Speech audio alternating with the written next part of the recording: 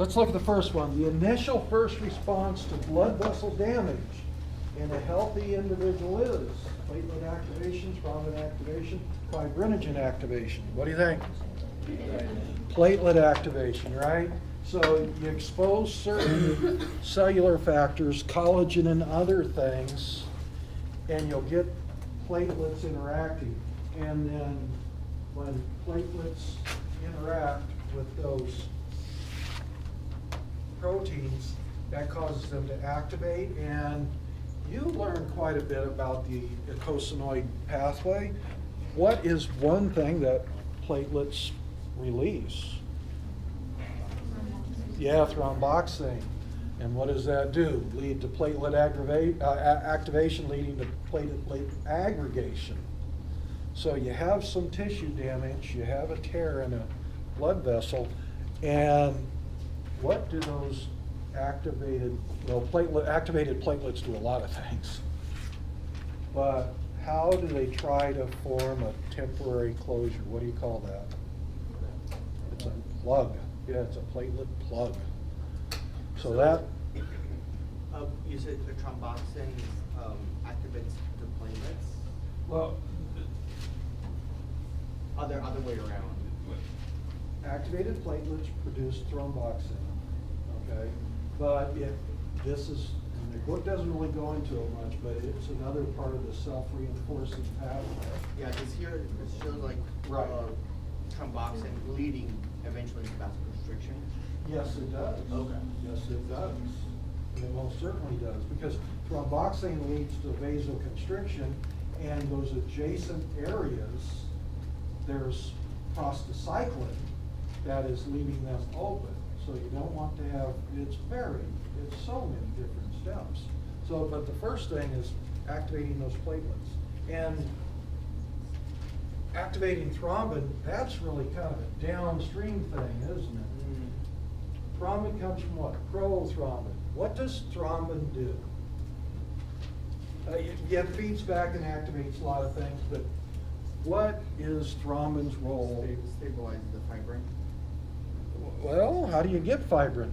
from fibrinogen Yeah, how do you break down fibrinogen? with protein factor thrombin. Thrombin's playing a big role, isn't it? Yeah. So there's so many different steps, but you know, think about those terminal steps, and I've seen this many times. And yeah, you can't see what Amelia wrote here, but you know, activation of thrombin, activation of cleaving fibrinogen into the fibrin strands. You know, that's kind of a terminal one down here. And you know how we've said if you have a chain of events, if you have a problem upstream, things downstream don't work. And that's really the case here, because you know, you saw that certain things, they talk about some familial hemophilia, so bleeding disorders, that they talk about two places where it occurs. But when you have a defect in one of these factors, things downstream don't work very well. So I'm going to give you a list of one thing leading to another, leading to another. So activation of the extrinsic and intrinsic pathways in a normal, healthy individual leads to, what is that? Yeah, it's most directly, it's thrombin. And then that then leads to activation of fibrinogen, leads to what you were talking about, the loose fibers and then the stabilized fibers. So it's just step after step after step after step. And so I'm going to give you some real specific direction on this. And there are so many different websites out there put together by med students and others on how to learn it. And Emilian found one that he really, really liked. And I'm going to take a look at it. And boy, if it's a 5-minute way to understanding the foundations, you know, there's so many of them out there, but if you found a good one, we're going to post it to Moodle so everybody can look to it, because, man, I'll tell you what, there are so many, med students are just freaking out all the time, and they tend to be kind of, some of them are bright, not all of them, but some of them are kind of bright, and they put together wonderful, wonderful learning modules, just absolutely excellent.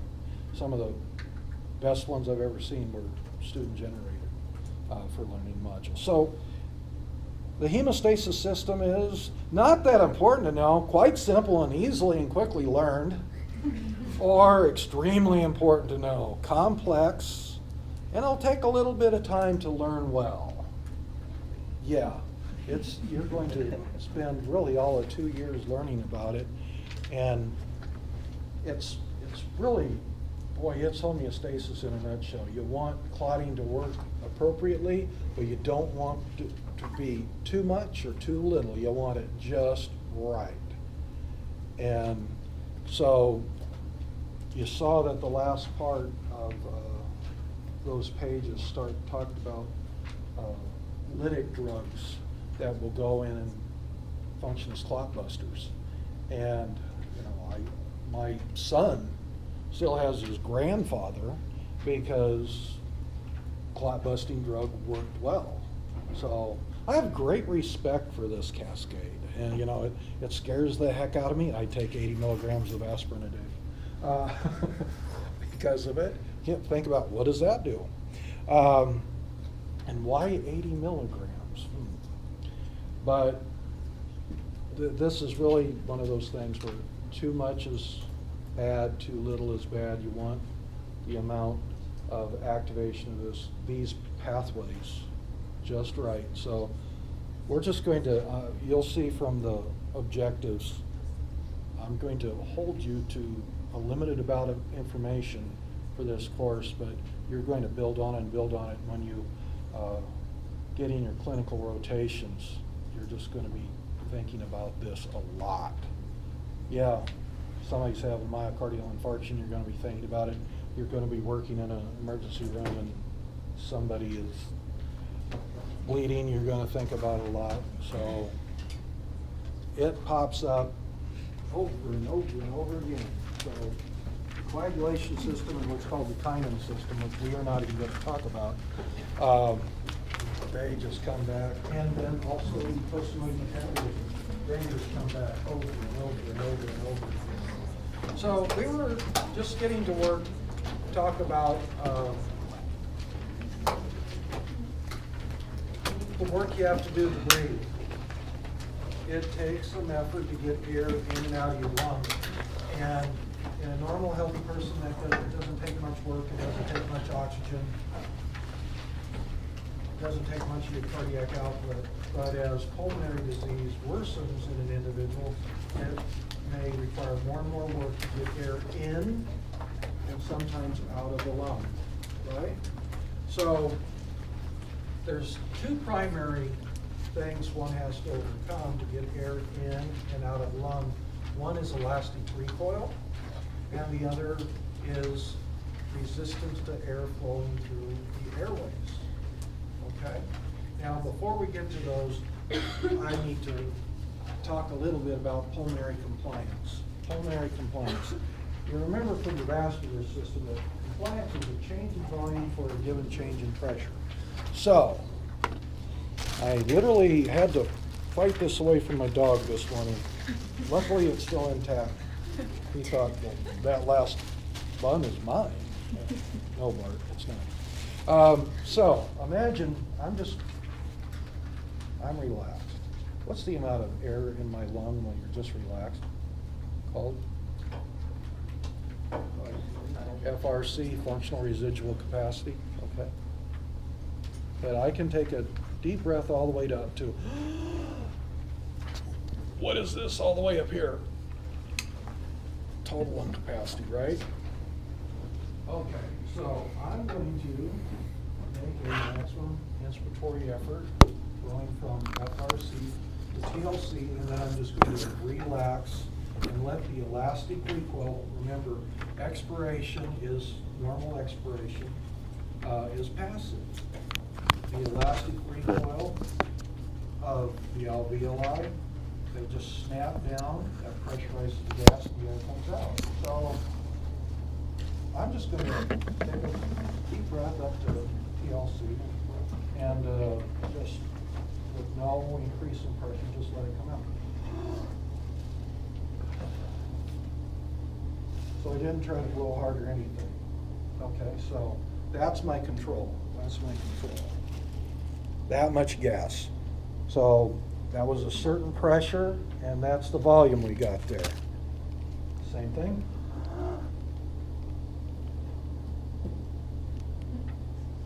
That's it. Okay. So I tried to put the same amount of pressure on here, but you can see it had completely different difference in volume. So this was, for a given change in pressure, quite a change in volume. This, for the same change in pressure, just very little change in volume. Which one do you think is more compliant? Yeah, high compliance here. High change in volume for a given change in pressure. This is much less compliant. Much less compliant that balloon is. There's much less change in volume for a given change in pressure. So the term compliance, whoops, sorry about that. The term compliance, once again, goes back to yielding to pressure. You'll have highly compliant patients, you'll just make a suggestion and they will adopt whatever you tell them to do. You'll have low compliance patients that you'll remind them, beg them, somehow work on them, and you'll get very little change in behavior or action. Okay, so compliance goes to yielding to pressure. So this is what you have, and compliance is actually an inverse of what's ER, elastic recoil. Elastic recoil. So if you have a highly compliant lung, that means it has low elastic recoil. If you have a low compliance lung, it means it has high elastic recoil. Okay? So let's kind of step through a couple things here. So here we are looking at the compliance of the lung as a person goes from RV. Residual volume is the amount of gas remaining in the lung when you do a maximum force expiration. And obviously I'm not there, I wouldn't be able to talk, but I'm going to go there now.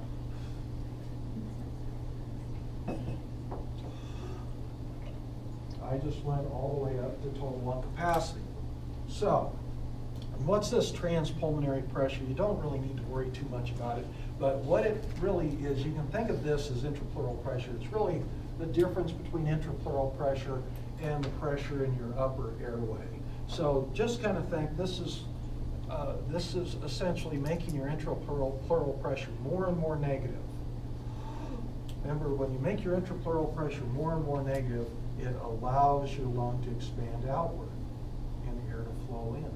So when I went from RV to TLC, there was a change in lung volume, wasn't there? So as I went, made it more and more negative, more and more air came in. All this movement makes some people yawn. You know, this is funny because later on we get to certain things when I ask people, go, and which will almost always start yawning. Plus, I have that effect on people too. Crouch causes psychogenic yawns. Okay, so here you can look at what change in lung volume did we have for the given change in pressure. And so what, if we would put those in there, that would give us total lung compliance. And yes, the lung is less compliant here, it's more compliant there, it's less compliant there. But here you can, by looking at the change in volume for a certain change in pressure, you know how compliant that lung is, how much it will yield to a change in pressure.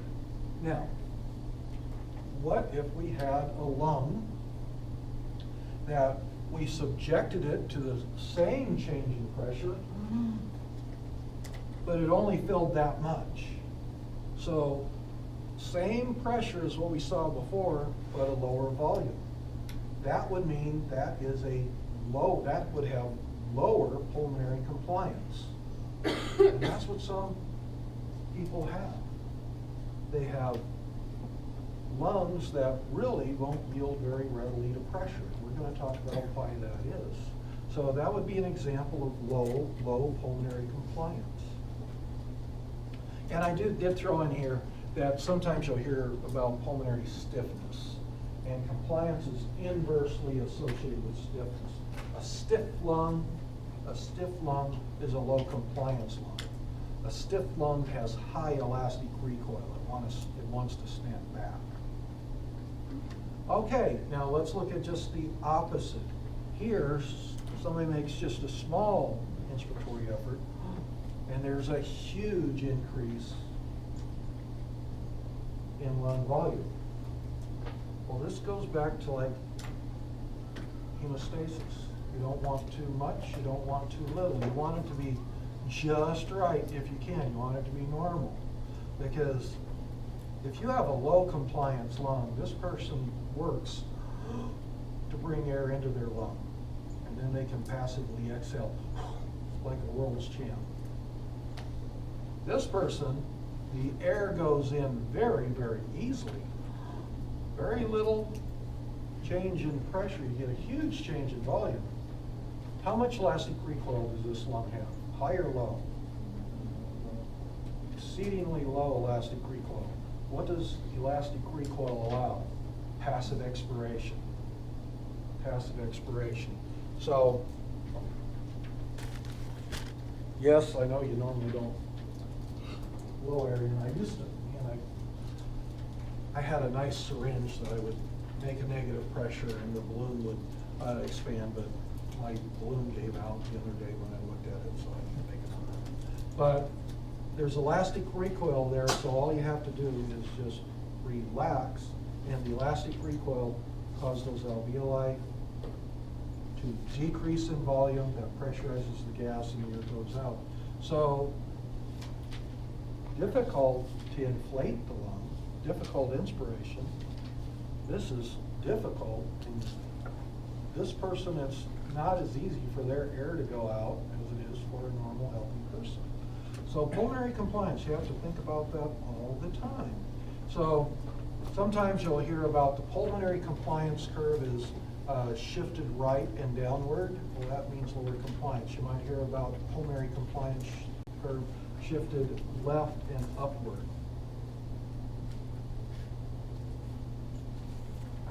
Okay, so there's two things that the body, you have to overcome to get air to flow into and out of the lung.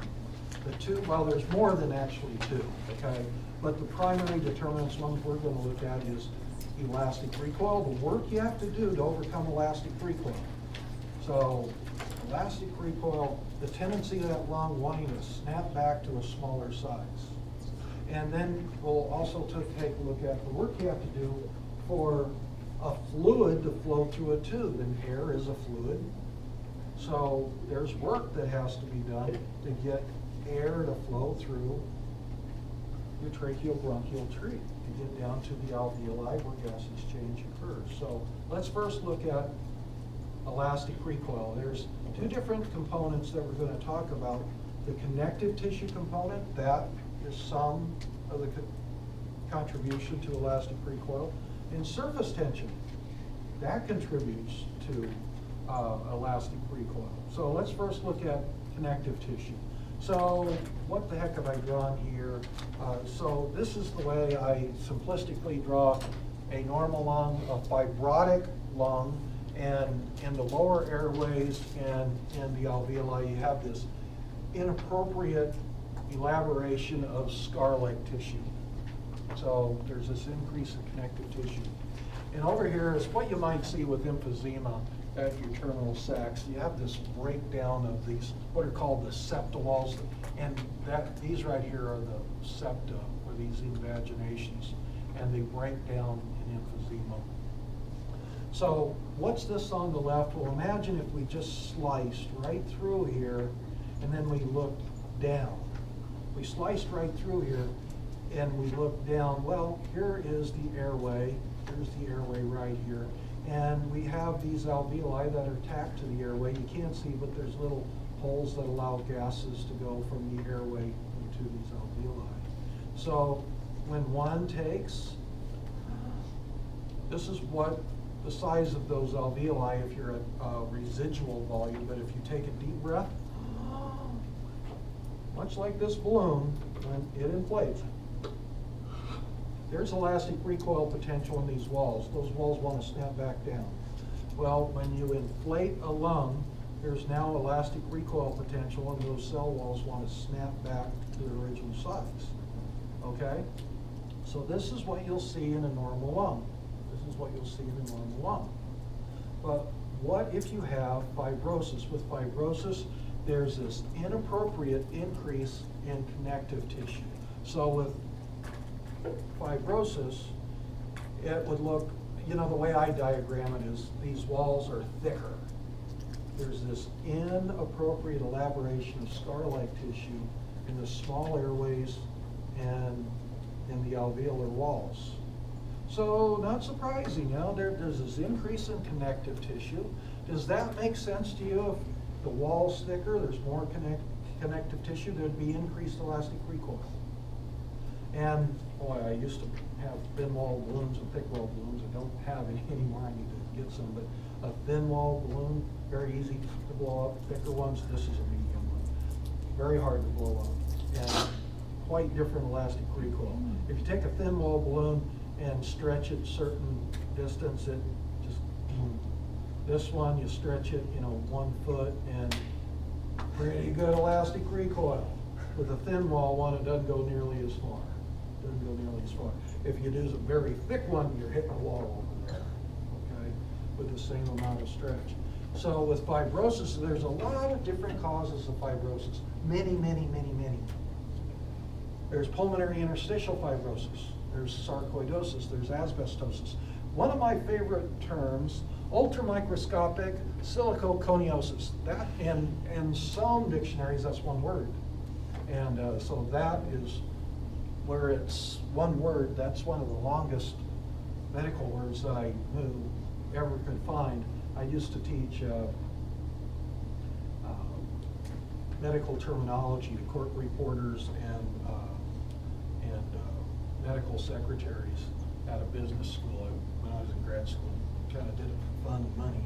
So I was always looking for long words that you had to break down, and many places that's one word. So that's really one of the longer words I ever came across. But in all these, there's this inappropriate proliferation of inelastic scar tissue. It just doesn't want it to stand out. It wants to snap back in the alveoli and the small airways. So there's a very high increase in elastic recoil with fibrosis. So think about it. Somebody who's normal and somebody with fibrosis. Which one has to do more work? With fibrosis, they have a less compliant lung, so they have to make a greater change in pressure to get the same amount of air in. So that fibrosis causes an increase from work of breathing. Okay, what about an emphysema? The way I draw it, and this is very simplistic, but these septal walls, there's a connective tissue breakdown. Connective tissue breakdown, you're losing some of the connective tissue component. And bottom line is, much like that bread sack, you can fill it readily, but there's very little snapback. There's much less elastic recoil for a given volume of gas. So with emphysema, there's a decrease in the connective tissue component. That decreases elastic recoil. That causes an increase in compliance. Now, in both these cases, you kind of, well, this person increased work of breathing. Well, emphysema can certainly cause an increased work of breathing too, because with fibrosis, it's hard to inflate the lung. You have to do increased work to get air in. With end-stage emphysema, they have so little elastic recoil, many of them in end stage, they're having to consciously exhale to get the gas out. They lose less and less of that passive recoil. So they're working at very high lung volumes to get some elastic recoil. They're working very high on the end of that curve. And you'll see some illustrations where the residual volume is much higher with somebody with emphysema. Why? They're trying to get a little bit of elastic recoil to work for them. I won't have time to talk about with smoking, you inhibit this one elastase, which normally in a healthy person inhibits this alpha-1 antitrypsin, and with smoking you have this antitrypsin, which we use for other things, just run amok and it starts breaking down connective tissue and it leads to this type of situation. You're going to get a lot of that in clinical pathogens. Yes, yes, yes. Just to check, for someone that has a very high compliant lung or high, Highly compliant? yeah, I guess just Okay. highly High compliant compliance lung. would be low elastic recoil, yes. Right, and so then someone also that has like fibrosis, did they, I know you mentioned that for like emphysema, they have to actually like work to exhale. Well- Is it considered like a forced Well, exhalation? at the end, she's good, she's kind of going, oh, careful. You will hear folks with end-stage emphysema, they're just, remember when they're trying to remove a lot of mucus and so forth. But what I want you to see in a slide coming up is their residual volume gets higher and higher to put more and more stretch on the tissue that they do have remaining to try to preserve some elastic recoil. And bottom line is, if you just look at it, it's with somebody with with fibrosis, more work comes from bringing air in, and with emphysema, actually the increase in work is getting the air out. But in both cases, there's increased work. It's increased work. You don't want compliance too high, you don't want it too low, you want it just right. I think that might get a little clearer coming up here. So I do hope you so. consider it like non-passive? Pardon me? So do you consider their exhalation non-passive then, like it's not passive? Well, no, they do have passive expiration, it's just not as efficient Okay. because they have to work at a much higher lung volume. They do have passive expiration, and somebody with end-stage emphysema do they take deep breaths or do they breathe up? They breathe like this. Do you see the pursed lips? That increases the resistance they're blowing against, and it helps move the air out of their lungs. They take small inhalations because there's so much air trapped in their lungs already. They don't have enough room to move extra air in and out. Their residual volume is so high that they don't have much left for vital capacity. And did you ever use the term, now this gets into cardiorespiratory, pink puffers and blue waters? Yeah. So, let's look at the surface tension component here. So, does it kind of make sense to you if you have more or less connective tissue? That's going to change the compliance of the lung and how much work you'll have to do. Now let's look at surface tension. Surface tension is, water molecules want to hang out with water molecules. They don't want to hang out with air. So, when water clings to itself and it generates this surface tension. So you wax your car and those droplets, they are a bead. And there's actually almost a skin at there is a skin at the surface of the water because water molecules do not want to hang out with gas. They want to hang out with water molecules, so they turn the orientation of the hydrogens so that the water molecules are clinging together. And we've all seen a drop of water that wants to cling together. And there's a tension that you have to overcome to go through that skin. Well, you have a very, very thin layer of water in all your alveoli. And all these water molecules are clinging to one another because they don't want to hang out with the atmospheric gas. Water likes hanging out with water.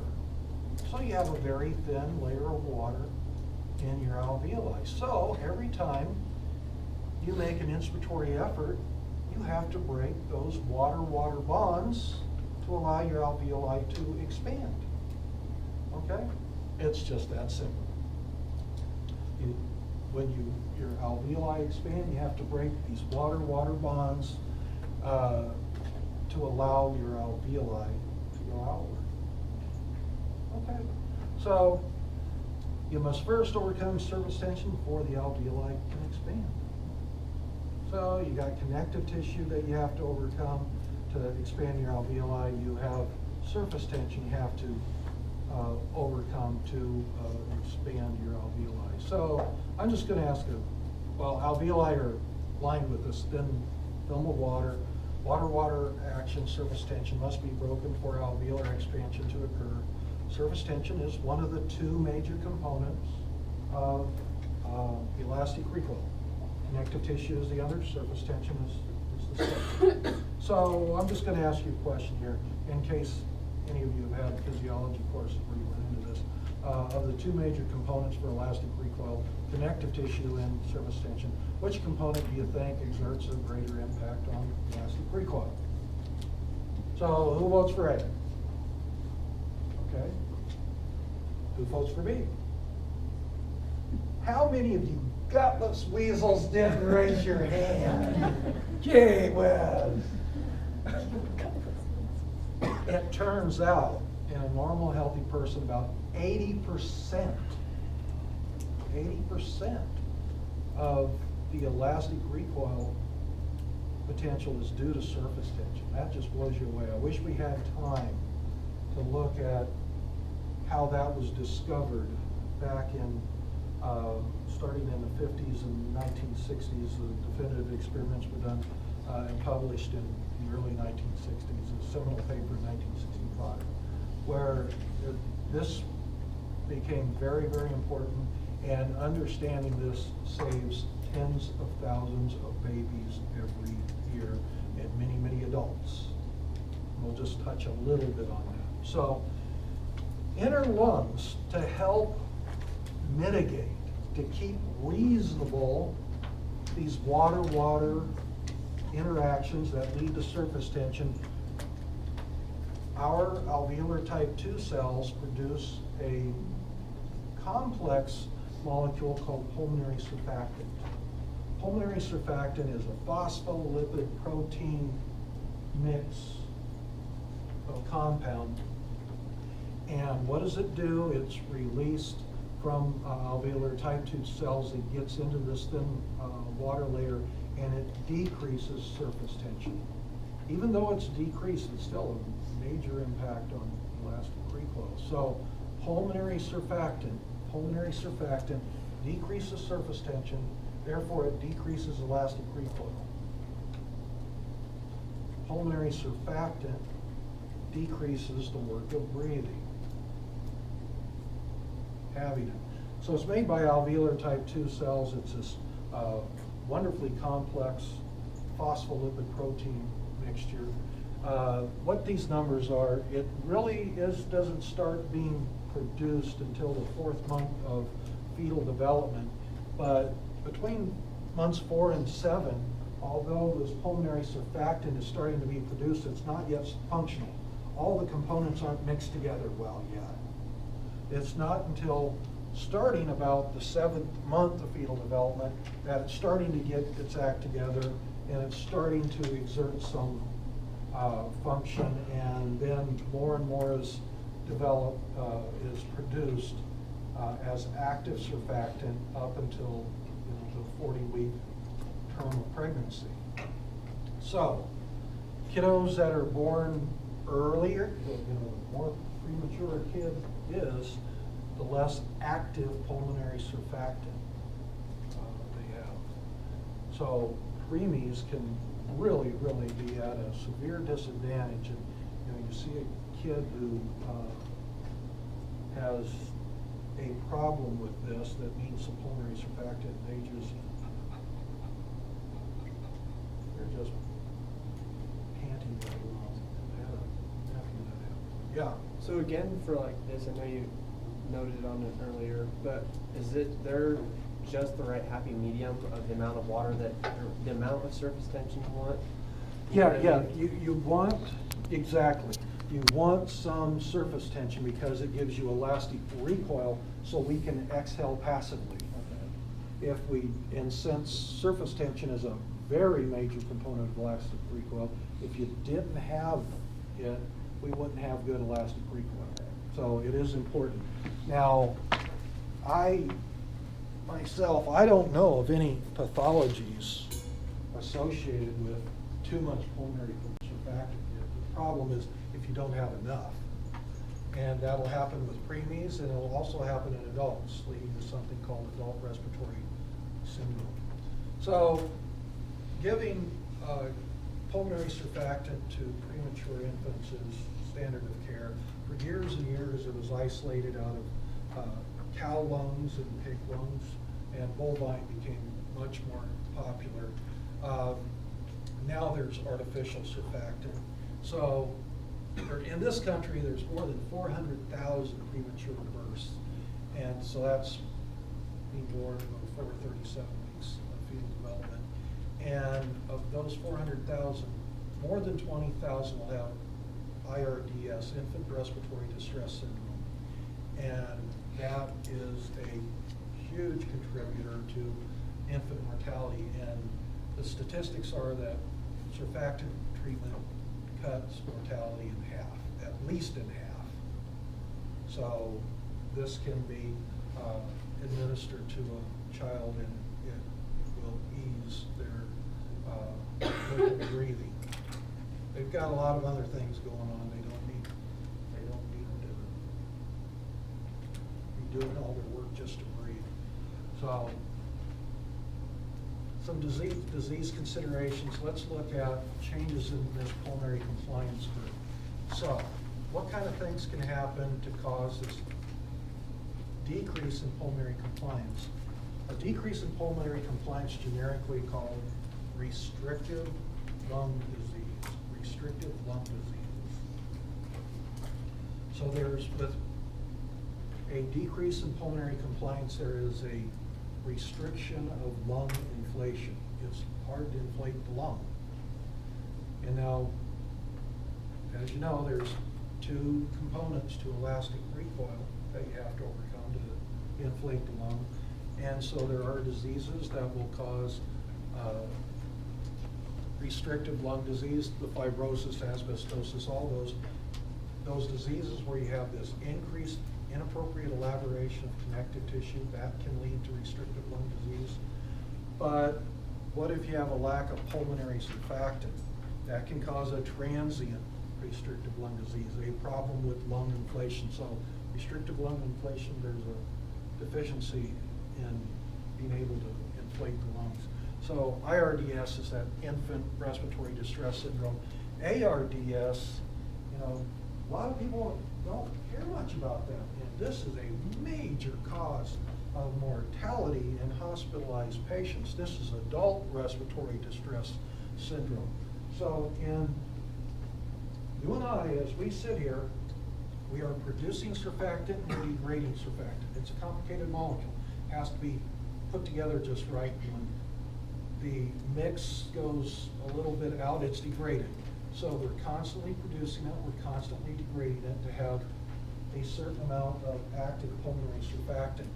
And there is a wide variety of things that can tip that balance. So a person either transiently or maybe even chronically aren't producing as much pulmonary surfactant as really what they should be. But shock, that's not electrical shock. Shock is insufficient blood flow. Severe blood loss can cause a tipping of the balance and loss of pulmonary surfactant. And guess what? You get stiff lungs. Boy, how many people this was a large part of your job, wasn't it? Or did you work in? Yeah, I did adult pediatric and NICU. Okay. I would say probably 50% of our adult patients in the ICU develop ARDS. Yes. Major contributor to morbidity or mortality and morbidity. So all sorts of things. But you have somebody who's in a car accident and they have bone fractures, they have some blood loss. Boy, you worry about this. And so you don't, obviously don't need to write these down, but there's so many different things that can tip this scale. So transiently and pretty quickly, you don't have enough pulmonary surfactant. What does that do? That leads to stiff lungs. And they have more and more increased work of breathing. Okay, so let's go the other direction. And with emphysema where you lose this connective tissue component, it's very easy from RV, if you have, for air to go in relatively, but you don't have much elastic recoil. So this is, I think, the slide that I gave you. Okay, so I'm going to ask you to get rid of this, and this is really more what you see with emphysema. Yes, with the other obstructive lung diseases, you do see some increase in residual volume, but this is really much closer to emphysema. Emphysema is one of the obstructive lung diseases. So with restrictive lung disease, so here's normal, and you will see that these volumes are reduced. And people with restrictive lung disease, those are disorders of lung inflation. So guess what? Now, when you send somebody to a pulmonary function lab, they basically do everything, but restrictive lung diseases are partially diagnosed by tests of lung inflation. Makes sense. They have a problem with inflating their lungs. There is a restriction to lung inflation, so let's measure how well they can inflate their lungs. So we're going to see there's tests of lung inflation, there's tests of airflow, there's diffusion tests, but this is just easy to understand. You can just look and compare to a typical person of that height, weight, and age. How do they compare? Now, over here with emphysema, these folks have a very large residual volume because this is the amount of air that stays trapped in the lung. And what's that doing? That's giving them some elastic recoil. And these will eventually get smaller and smaller and smaller as this gets bigger and bigger and bigger. So they might have an increased total lung capacity, but what they really have is a very large increase in residual volume because what's happening is that they're losing the elastic or the connective tissue component. When they go to a higher lung volume, they're at least getting some elastic recoil. So do look at FRC between these two situations. It's reduced with restrictive lung disease. It will definitely be increased. And these things aren't all or none. Restrictive lung diseases take time, usually to, especially in this connective tissue component, to develop. With emphysema, that takes time, years to develop. Okay, so we have to do work to overcome elastic recoil, to get air into or out of the lung. Now we also have to do some work to get air to flow through the tubes. Now this gets back to your old friend, resistance is proportional to 1 over radius to the 4th power. Same thing you saw in cardiovascular physiology. Blood's a fluid, air is a fluid. So the flow of air through these airways, the resistance to that airflow, major determinant is the radius of the tubes, So this is kind of the big picture of it. Let's say I'm at RV, and I take a deep breath. What is this graph telling us? When I take a deep breath going from RV up to TLC, the resistance to the air flowing through my tracheobronchial tree gets less and less and less. So as I operate at higher and higher lung volumes, resistance to airflow gets less. It reduces. Well, this is a good thing.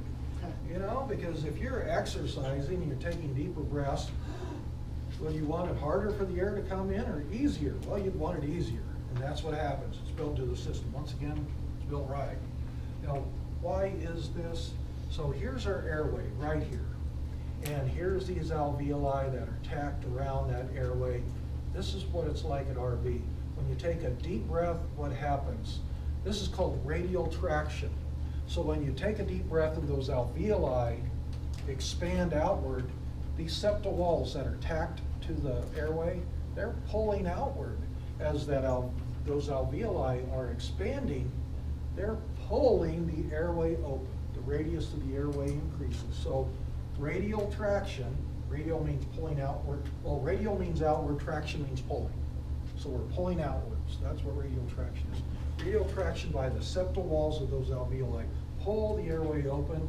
That increases the airway radius, and that decreases airflow resistance a lot. Because once again, remember, it's the radius is to the fourth power. Okay, so, and I can't quite remember which, I didn't really give you this slide, right? Okay, so imagine, if you will, that really you don't just have, when you get down to that, past the 17th division of your tracheobronchial tree, you start having alveoli along the lower airways. They're not just down here in the terminal sacs. So really, this is what's going on. When you take a deep breath, you're pulling those lower small airways open. And you have so many of them that this makes a big impact. So does that just kind of make sense? That you take a deep breath, you're opening the airway. Okay? Now, there's a lot of things that regulate the radius of that airway, many of which we've already talked about. But you open up the airway, less work to get air to flow in and out. You make that airway smaller, more work you have to do to get the air in and out. So factors that alter airway radius will alter resistance, will alter the amount of work. Now, autonomic stimulation, what kind of adrenergic receptors do you find on bronchial smooth muscle? Beta 2, beta 2s. So beta 2, adrenergic receptors, tracheobronchial tree is not innervated by sympathetic neurons, but it can still be the target of sympathetic stimulation because of epinephrine in the bloodstream. Epinephrine in the bloodstream will carry will bind receptors, so beta 2 adrenergic receptors on bronchial smooth muscle, and cause bronchodilation. That causes a decrease in resistance to airflow. So when you're exercising and your sympathetics are turned on, guess what?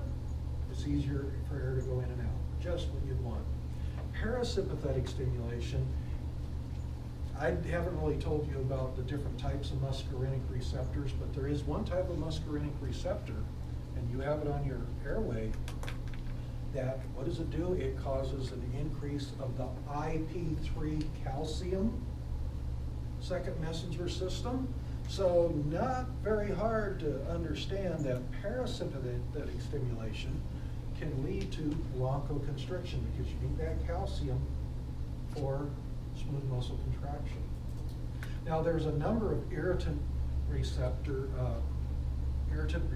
leading to irritant reflexes that almost all of us have had this. You go to some place where, when I lived in New Orleans, and I'd go to pick up boiled crawfish or boiled shrimp, I'd go to one of these boil houses where you walk in and the air in the walls are pink. Red pepper. I mean, you go in, and I'd go in and go, ooh!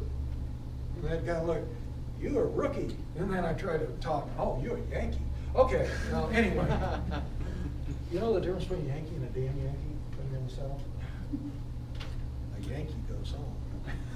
Oh, so that means I'm a, yes you are. Okay.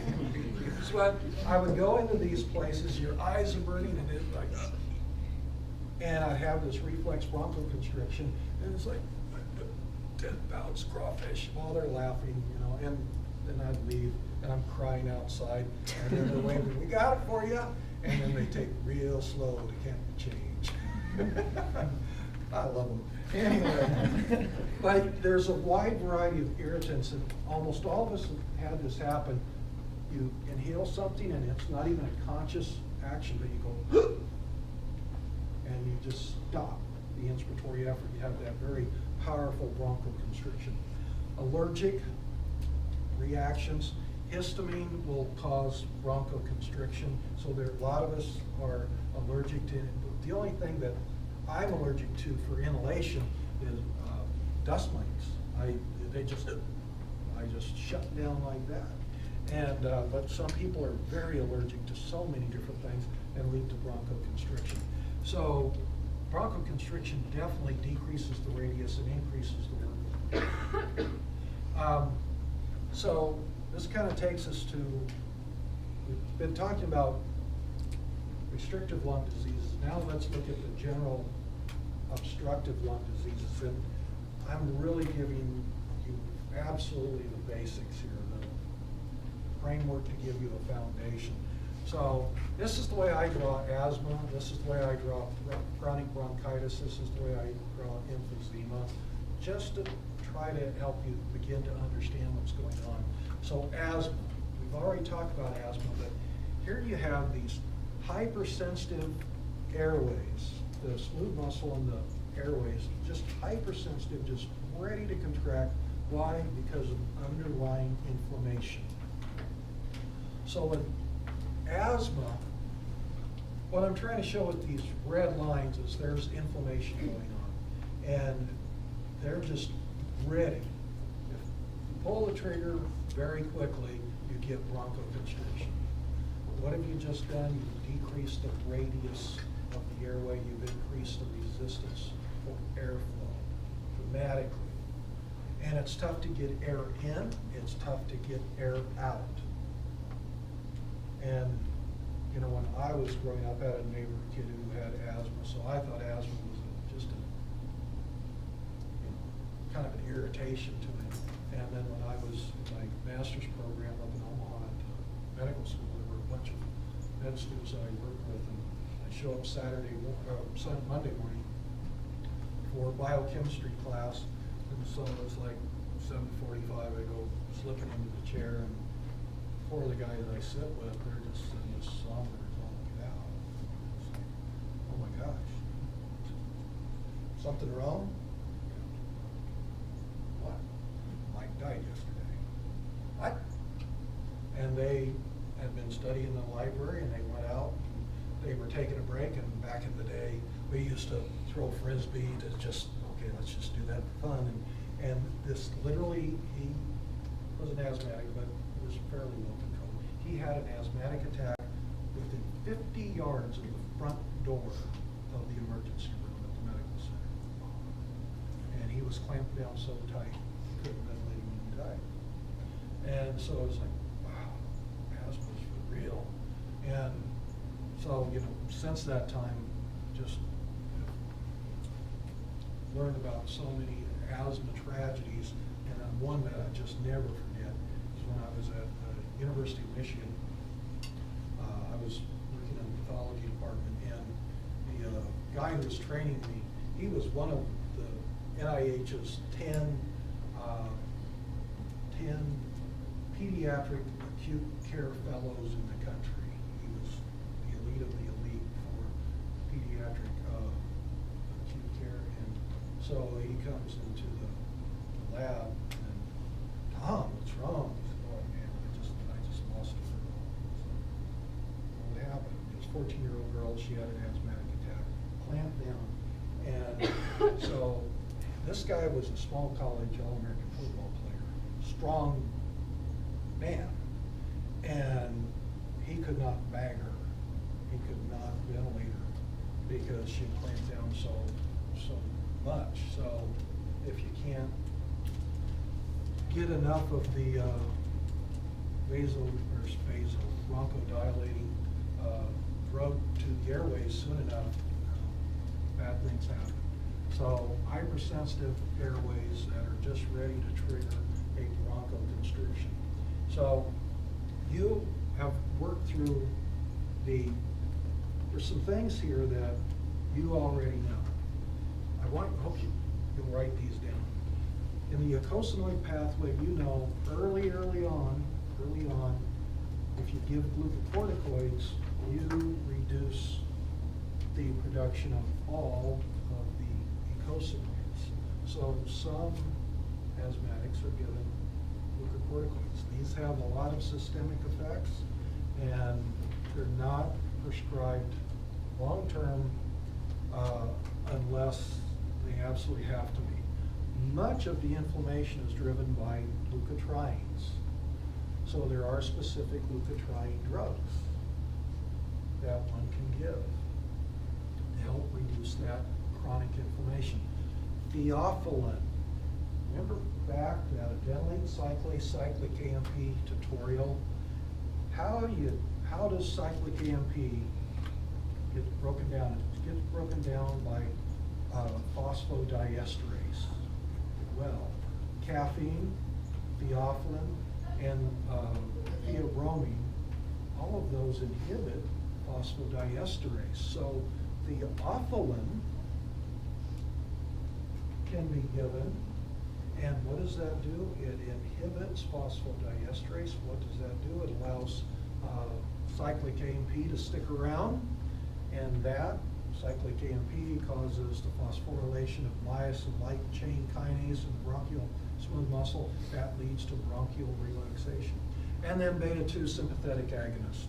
So you really already have gone through all the background to understand how the majority of asthma medications work. So here's just an example. This is Symbicort, now approved for use in things other than asthma, but it used 4 or 5 years ago. It was a lot of television commercials when let's see, it was probably 5 years ago when it was just approved for asthma. But Symbicort, it's a combination drug. And not that you need to know this for Symbicort, but I do want you to just understand how some of these drugs work. And you already have the tools. So asthma, you have these chronic airways that are just prone to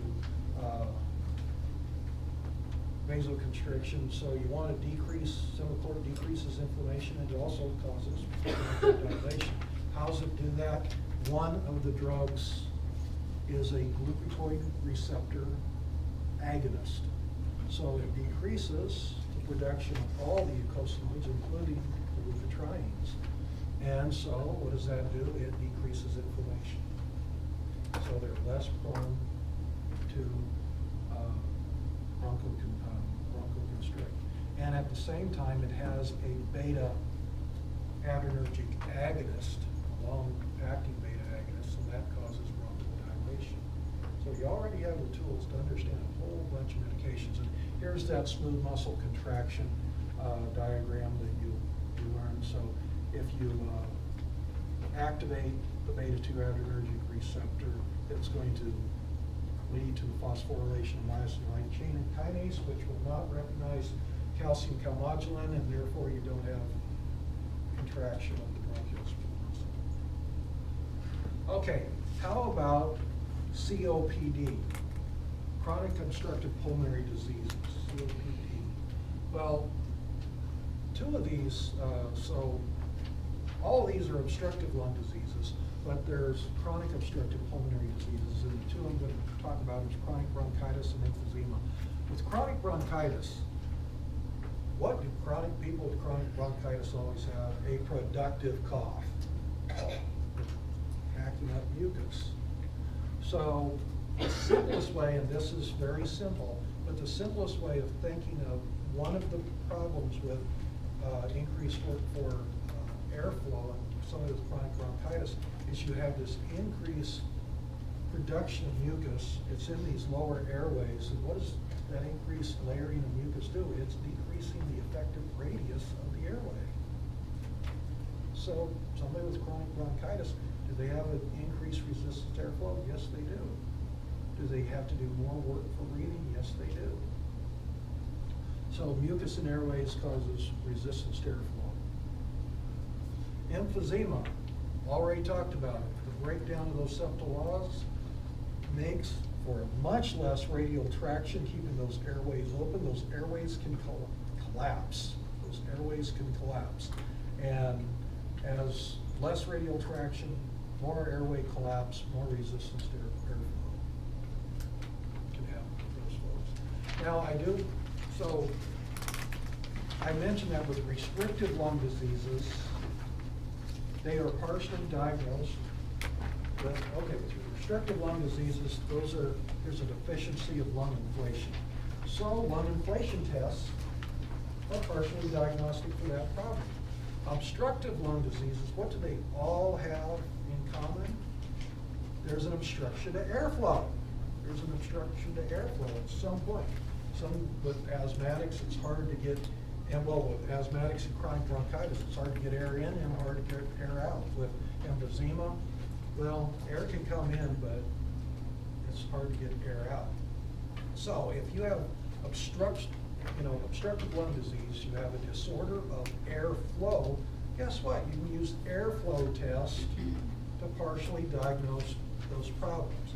So one test it's a test of maximum airflow, that FEV1 to FVC ratio test. That's the forced expiratory volume in the first second divided by the person's forced vital capacity. Typically, a healthy person, you tell them, take a deep breath, all the way up to TLC, and then blow, blow, blow, go, go, go, all the way, all the way, all the way, finish, finish, finish, hard, hard, hard, hard, go. Okay.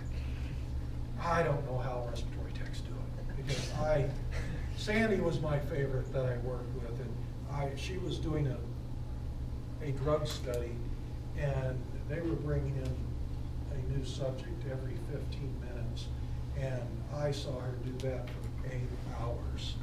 And, I was just exhausted and from just listening to her. And so, it takes a lot of, you have to motivate the patient to give a maximum effort, otherwise it will be an invalid result. So, yep, I hope if I didn't give you this, write it down. So, your forced vital capacity is the amount of gas that from TLC, maximum amount you can blow out as hard and as fast as you can. So that right there is a person's forced vital capacity, that amount of gas from there to there. And the amount that you can blow out in the first second is your FEV1. And for a typical healthy person, they can blow out about 80% of their forced vital capacity in the first second. So there's very little resistance to airflow. There's normal resistance to airflow, so you can get the air out. You compare that, and I'm not going to go to YouTube and go through that, but let's look at somebody with restrictive lung disease. And once again, this is making it highly simplistic. So here's a normal curve. This top one's a normal curve. But somebody with restrictive lung disease, they're going to start probably at a lower RV. Their TLC is probably going to be lower. Will they be able to exhale fast? Absolutely. With restrictive lung disease, there's this increase in elastic recall. So they have a problem inflating the lungs, but they are world-class exhalers. So you don't see a deficiency in airflow with the air going out for somebody with restrictive lung disease, because they have a massive amount of elastic recoil to drive that air out. Does that kind of make sense? Okay. I saw at least 4 heads going up and down. Now I say this is, I mentioned that this is obstructive lung disease. This curve is really much more of what you'd see with somebody with emphysema. So once again, here's the normal, here's the restrictive. Let's say this is somebody with emphysema and obstructive lung disease. They're starting with a higher residual volume. They might have a higher total lung capacity. And then when you tell them, blow, blow, blow, all the way, all the way, all the way, go, go, go, harder, harder, harder, faster, faster, faster. It takes longer to get that air out. So if you take a look at the percentage of what they can exhale in the first second, it's not 80%. It's less than 80%. So just draw a line from 1 second up and just ask yourself, okay, is that less than 80%? Is that less than what you saw in a normal person? Now, you can use a simple spirometer to do these tests because you're not trying to dip below RV.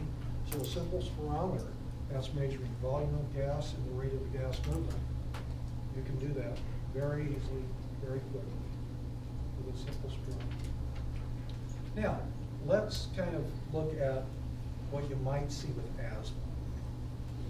With asthma, you do this before and after bronchodilators.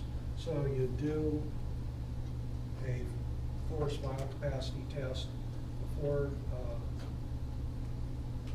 bronchodilators, and then you give bronchodilators, and depending on which one, and I don't know what the standard is, you wait X number of minutes for the medication to work, and then you repeat the test.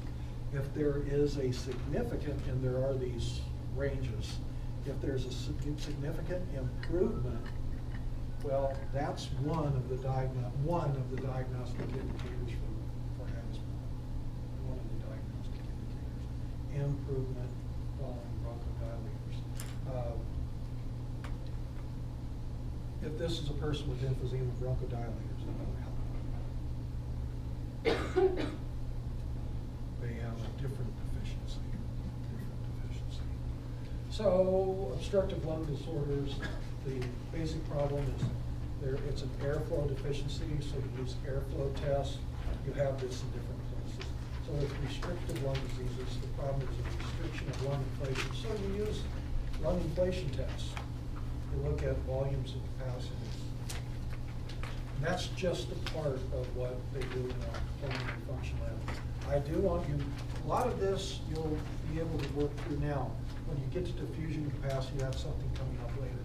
But this is a type of algorithm that now people used to do mentally, but now you do pulmonary function tests and it's fed to the computer program and it kind of makes these decisions. So not really decisions, but it kind of takes you down to this decision tree on what the probable diagnosis is. So I do want you to take a look at this and see that just by going through these different tests and go yes and no, you can differentiate between different pulmonary problems. Okay, so here's some terms that I do want you to, on your own, get very used to. Okay, and this with hyperventilation and hypoventilation. This is relative to metabolic needs. Hyperventilation is, you're ventilating faster, well, you're ventilating more than what the current metabolic needs are for your body. And hypoventilation, you're not ventilating sufficiently to get rid, for example, of your CO2 that you're producing. So do take a look at those terms. Let's at least spend a couple minutes looking at perfusion. So perfusion is blood flow going to the lung. Blood flow going to the lung. So go to the next packet. Now, in your upper tracheobronchial tree, you have pulmonary arteries that are carrying oxygenated blood to the upper tracheobronchial tree. But when you get down to those lower airways and the alveoli, well, it's pulmonary blood flow that is supplying those. So we're going to look at this interface and then regulation of this pulmonary blood flow. So right here at this interface between the alveoli and the pulmonary capillary, that's where gas exchange occurs. That's where oxygen comes in. That's where CO2 goes out. And we've got a lot of pulmonary capillaries. As I mentioned before, you have on average about 1,000 pulmonary capillaries for each alveolus. And we have a lot of alveoli. So if you would take the surface area for diffusion and lay it out, it's more than 100 square meters. That's, once again, think about a doubles tennis court. That's a lot of surface area for diffusion. And remember, surface area times diffusivity times the gradient divided by thickness, that gives you diffusion. So you have a lot of potential surface area in a normal healthy lung to get the gas, oxygen coming in and CO2 going out. So, what about blood flow? What about blood flow going across pulmonary vasculature? Well, the pressures in the pulmonary vasculature, remember, much, much lower. Instead of on the systemic side, you see 120/80. On the pulmonary side, it might be 25/15. Pulmonary vasculature is much thinner walled, it has much higher compliance. It requires much lower pressure, much lower pressure. So let's see what regulates the resistance. What